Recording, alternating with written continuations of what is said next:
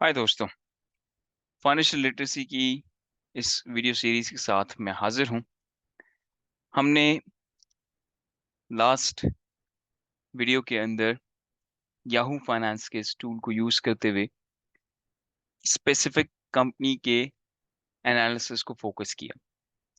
हम आगे बढ़ते हैं। हमने बेसिक टूल्स को एनालाइज किया था और आज हम उसी कंपनी की कुछ और फंडामेंटल टूल्स को एनालाइज करेंगे।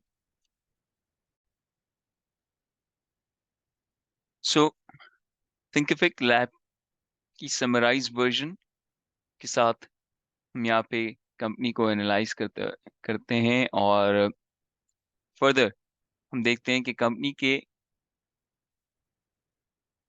स्टैटिस्टिकल डेटा के अंदर हमारे पास क्या क्या इंफॉर्मेशन अवेलेबल है।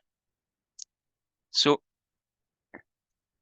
यहाँ पर कंपनी की वैल्यूएशंस, ये जो टॉप हेडिंग्स आपको नजर आ रही हैं उस हेडिंग के बेसिस के ऊपर कंपनी की डिटेल्स गिवन है। वैल्यूएशंस हैं, स्टॉक प्राइस हिस्ट्री है, कंपनी के शेयर्स की स्पेसिफिक स्टैटिस्टिकल फिगर्स हमारे पास यहाँ पे गिवन है। Profitability, effectiveness, dividend, net income, ये सारी डिटेल हमें यहाँ पे गिवन है। सो ये की फाइनेंशियल डेटा गिवन है just to summarise what is the performance. जैसे मार्केट कैपिटलाइजेशन कंपनी की enterprise value, overall company as an enterprise, उसकी वैल्यूएशंस क्या हैं। डिफरेंट रेशियोज उसके पीछे काम करते हैं जिसके बेसिस के ऊपर हम ईवी कैलकुलेट करते हैं। उसकी पूरी वर्किंग है। Price to sales ratio, price to book ratio, ये वो सारे रेशियोज हैं जिसके बेसिस के ऊपर हम ये डिटरमिन करते हैं कि बुक वैल्यू कंपनी की क्या है और उसकी कंपैरेटिवली प्राइसिंग क्या है। और सेल्स जो हो रही है, मींस जिसको अल्टरनेटिवली रेवेन्यू भी कहा जाता है, उसके कंपैरेटिवली इसकी प्राइसेस क्या है। कंपनी की 52 वीक्स की हाई और लो हमने पीछे समराइज वर्जन में भी देखा था, और इसके मूविंग एवरेजेस 50 डे के और 200 डेज के भी हमारे पास यहाँ पे गिवन। कंपनी के फ्लोट, मैंने एक स्टेज पे फ्री फ्लोट की बात की थी। कंपनी के टोटल शेयर्स आउटस्टैंडिंग कितने हैं और उसमें से फ्लोट कितना है, मींस कितना सर्कुलेट हो रहा है with in a market, market में कितने शेयर्स अवेलेबल हैं फॉर ट्रेडिंग। कंपनी ने अब तक डिविडेंड अनाउंस यहाँ पर नहीं किया। कुछ चीज़ें यहाँ पर नॉट अवेलेबल मेंशन्ड है, मींस कंपनी की यील्ड यहाँ पर नहीं है। कंपनी ने ना डिविडेंड दिया है ना स्टॉक स्प्लिट का जो वर्जन यूज होता है वो यहाँ पे यूज हुआ है, तो कंपनी इस वक्त पे करने वाली स्टैंस में नहीं है। कंपनी के टोटल रेवेन्यूज कितने हैं, मींस पूरे साल की इनकम स्टेटमेंट के अकॉर्डिंगली कितने सेल्स है। पर शेयर कंपनी का रेवेन्यू कितना है, मींस टोटल सेल्स जो यहाँ पे आ रही है, revenue divided by number of shares जो यहाँ पे हमने यहाँ मेंशन किए थे, उसके बेसिस के ऊपर यहाँ पर रेवेन्यू पर शेयर मेंशन है। TTM, trail till month, 12 months की ट्रेल होती है। ये मींस लास्ट 12 मंथ्स में जो ओवरऑल स्पेंड रहा है परफॉर्मेंस का, वो यहाँ पे रिफ्लेक्ट हो रहा है। कंपनी की अर्निंग्स पर शेयर, डाइल्यूटेड अर्निंग्स पर शेयर, ये यहाँ पर डाइल्यूटेड ईपीएस अर्निंग्स पर शेयर मेंशन है। मींस कंपनी ने जो भी कुछ पे ऑफ तो नहीं किया, कंपनी ने जो भी अर्निंग्स की हैं या लॉसेस की हैं यहाँ पे नेगेटिव शो हो रही हैं, तो यहाँ पर ये एस्पेक्ट शो हो रहा है कि कंपनी की नेगेटिव यहाँ पर वर्किंग शो हो रही है। कंपनी प्रॉफिटेबिलिटी में पहले थी या नहीं, हम इसके फाइनेंशियल डेटा को देखकर अंदाजा लगा सकते हैं। कंपनी के लिक्विडिटी के बेसिस के ऊपर कुछ रेशियोज यहाँ पर मौजूद हैं। जो कंपनी के करंट रेशियोज की बात हम करते हैं तो 6.14 है, मींस कंपनी का डेट जो है वो यहाँ पर हमें नजर आता है, उसकी लाइबिलिटीज कम है, डेट अल्टरनेटिवली इसको आता है, इक्विटीज कंपैरेटिवली ज्यादा है। तो डेट टू इक्विटी रेशियो हमें यहाँ पे नजर आ रहा है कि इक्विटीज कंपनी की काफी ज्यादा है। टोटल के पास कितना कैश अवेलेबल है, और कैश पर शेयर भी यहाँ पर मेंशन किया गया है कि हर शेयर होल्डर की अगेंस्ट $1.06 की इनके पास कैश फ्लोज इनके पास मौजूद है। कंपनी ऑपरेटिंग कैश फ्लोज इस वक्त नेगेटिव है। कंपनी मींस इस वक्त प्रॉफिटेबिलिटी के वर्जन में नहीं है। लेकिन टेक कंपनीज की जब हम बात करते हैं तो उनके रेशोज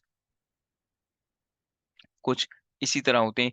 जिस तरह आप कंपनीज को पढ़ना शुरू करेंगे, आप जैसे जैसे कंपनीज को एनालाइज करेंगे, आपको रियलाइज होगा कि sector to sector, business to business company के रेशोज वेरी करते हैं। फॉर एग्जांपल, अगर कोई हार्ड कोर इंडस्ट्री है जो काम कर रही है, उसके रेशोज आपको डिफरेंट नजर आएंगे as compare to what you are looking at, जो आईटी की कंपनी के बेसिस के ऊपर हम बात करते हैं। कंपनी के फाइनेंशियल्स देख लेते हैं। कंपनी ने यहाँ पर 2020, 2021, 2022 की फाइनेंशियल स्टेटमेंट की पर्सपेक्टिव में नंबर्स यहाँ पे शेयर किए हैं। प्लस ये टीटीएम जो 12 मंथ्स की ट्रेल इनके पास आ रही है, मींस 2023 ऑलमोस्ट यहाँ पर रिफ्लेक्ट हो रहा है। तो कंपनी की आप प्रोग्रेस जरूर देखेंगे in terms of sales growth. Cost of revenue भी डेफिनेटली प्रोपोर्शनेटली बढ़ा है। अब आपने ये देखना है कि इनकी प्रॉफिटेबिलिटी में कुछ इम्पैक्ट आता है या नहीं। हम यहाँ पर इनकम स्टेटमेंट देख रहे हैं कंपनी की। ऑपरेटिंग लॉसेस के अंदर कौन सा ऐसा मेजर फैक्टर है जो लॉस कर रहा है। कंपैरेटिवली आप 2022 से 2023 में देखेंगे तो ऑपरेटिंग एक्सपेंसेस कम है। यहाँ पर सेल्स एंड एडमिनिस्ट्रेटिव एक्सपेंसेस काफ़ी ज़्यादा रहे हैं 2022 में, जो ये हमें डिक्लाइन होते हुए नज़र आ रहे हैं। So overall company is in loss, operating loss में है, और नेट इनकम भी कंपनी की लॉस में। बेसिक और डाइल्यूटेड अर्निंग्स सेम है और कंपनी की यहाँ पर अर्निंग्स रिफ्लेक्ट कर रही हैं।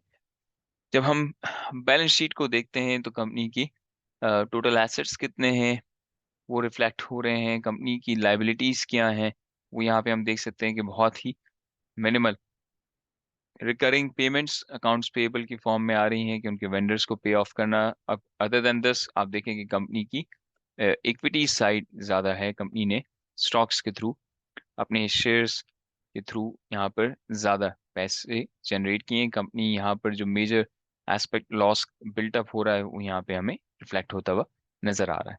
और कंपनी के कैश फ्लोज जो थर्ड स्टेटमेंट है वो भी हमें यहाँ पे नज़र आ रही है कि नेट लॉसेस की वजह से यहाँ पर कंपनी के ऑपरेटिंग कैश फ्लोज जो हैं वो नेगेटिव हैं। अदर देन दिस आप देखते हैं कंपनी ने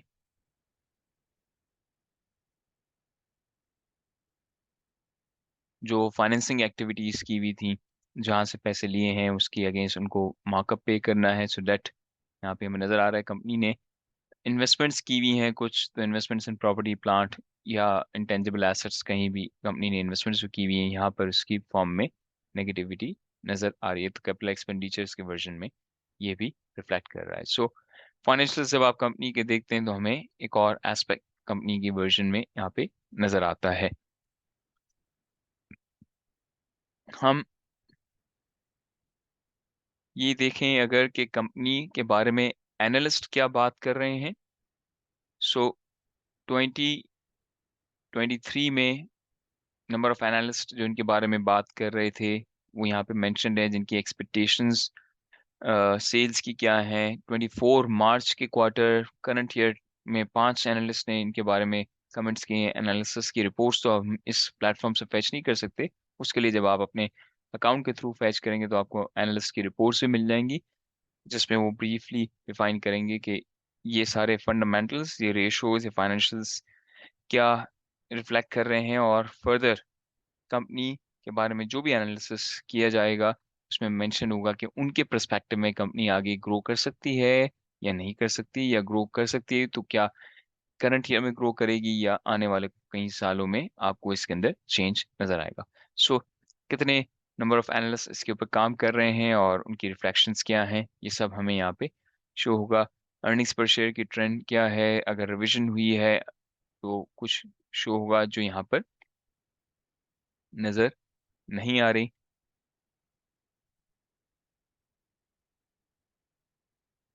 और रिकमेंडेड ट्रेंड की वर्जन में ये इम्पोर्टेंट है, यहाँ पर एनालिस्ट कोई कमेंट नहीं कर रहे। So just for the sake of analysis हम इस कंपनी को एज ए बेंचमार्क सेलेक्ट करते हैं। जब आप इस तरह की दूसरी कंपनीज को देखेंगे तो इस तरह से आप बेसिक फंडामेंटल्स को पिक करें और इसके बारे में पढ़ना शुरू करें इसको। और आप यूज कर सकते हैं। फॉर एग्जांपल जब मैं समराइज वर्जन पे क्लिक करता हूँ तो यहाँ पे आपको नजर आएगा कि कंपनी के बारे में कौन कौन से प्लेटफॉर्म पे क्या न्यूज़ रिपोर्ट की गई है। फॉर एग्जांपल येस्टरडे का एक article estimating the intrinsic value of Thinkific lab, ये एक आर्टिकल पब्लिश हुआ है और ये यहाँ पे आप fair value based on the 2 stage free cash flows basis यहाँ पे इनसाइट शो की गई हैं।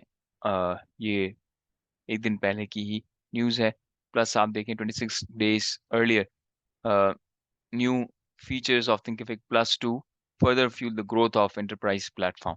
सो ये एक और यहाँ पे न्यूज़ नज़र आती है। सो ये भी काफ़ी इंपॉर्टेंट है कि हम सिर्फ फंडामेंटल्स को ना देखें, मार्केट में करंटली कोई एक्टिविटी हो रही है, इनकी कोई मटेरियल इंफॉर्मेशन है, उसको देखते हुए हम इन सारे न्यूज़ को पढ़ते रहें तो हमारी कंपनी के बारे में और इंफॉर्मेशन साउंड होती रहेगी और उसके अकॉर्डिंगली हम अपना डिसीजन फर्म अप कर सकेंगे। Thanks for watching, see you next time.